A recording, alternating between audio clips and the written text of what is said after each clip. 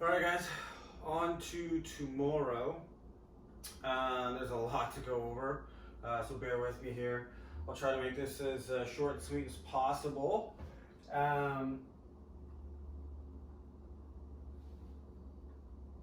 Okay, let's start with the kind of weightlifting skill section for tomorrow. It's a split position push jerk if you have a barbell. So you're going to get into your receiving position for your split jerk if you know what that is. Okay, so it's here. Okay, receiving position. Okay, again, make sure that your heel is down when you dip. So you're going to dip, drive, catch. Okay, bar back to the shoulders. Okay, that's the push jerk from a split. Okay, again, so just working on balance, stability in the receiving position of your split jerks. If you do not have a barbell, okay, you're gonna do single arm seated dumbbell kettlebell press. Any one of those, so just here.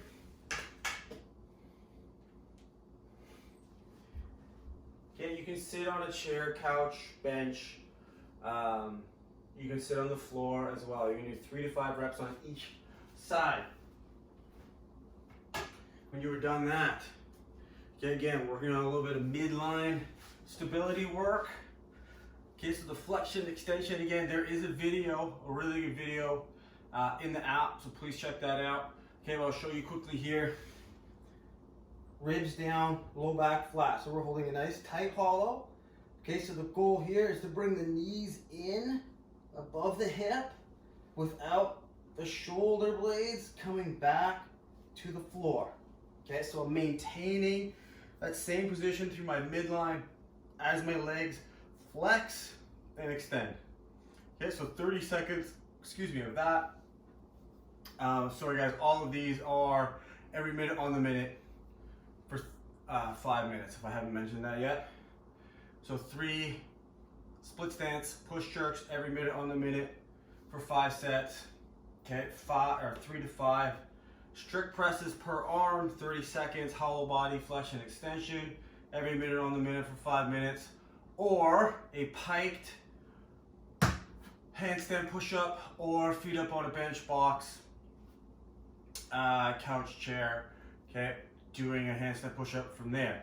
8 to 10 of those, 30 seconds, same flexion extension drill in the hollow body. Now, if you're gonna do the handstand push-up, okay, obviously that means you don't have an appropriate dumbbell, okay, for the EMOM or kettlebell. Your range of motion has to be complete. It has to be full range of motion.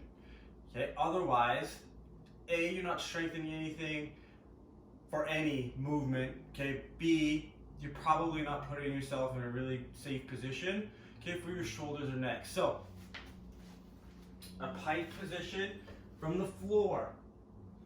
Okay, hands are relatively close to the feet. Okay, when I come down, my head comes behind my hands, elbows point towards my feet.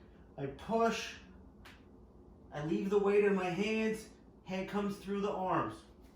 Okay, same position if you were pressing overhead with a barbell. Okay, nice little tripod. Okay, I know I repeat myself. Okay, but people screw that up all the time. So from the floor, from a box bench, whatever you can handle. If you can't do that, regular push-up. Okay, if you don't have a dumbbell, regular push-up, 8 to 10 reps. Okay, back to the flexion extension from the hollow body. So again, every minute on the minute for 5 minutes. If you're using the barbell, okay, it's up to you on how you want to do it. So if you want to add weight every minute, build up to a heavy set of 3. As long as your technique is good, go for it. Okay, or you can keep it light, work on tech and speed, or you can pick something heavy and do that same weight all the way across. Okay, as long as points of performance are on point, we're good. Okay, so no press outs. Okay, if you have to catch it like this, and then press it out. Again, it's not skill transferable, and you're putting yourself in horrible positions. So moving on from that, the conditioning.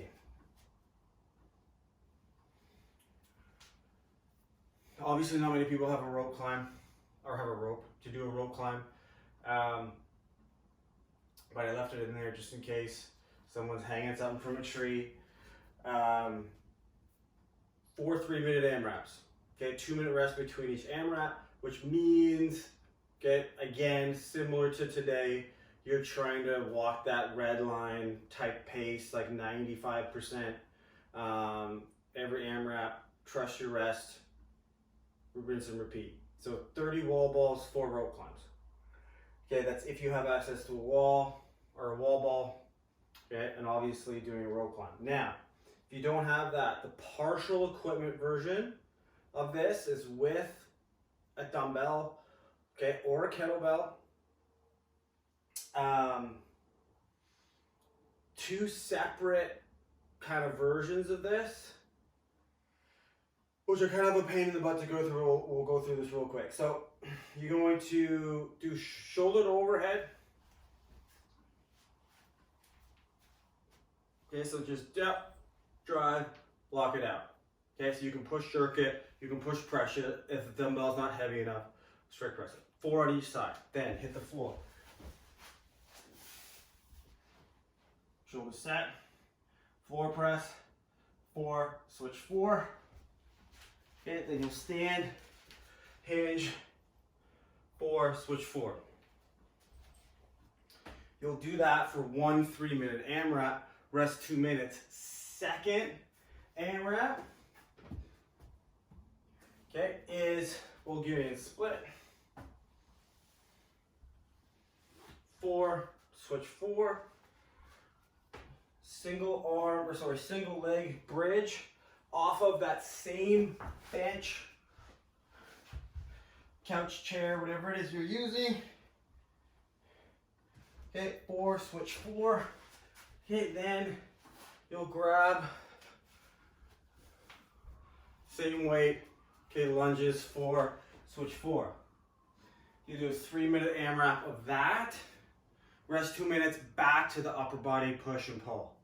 Rest 2 minutes, get back to the leg AMRAP.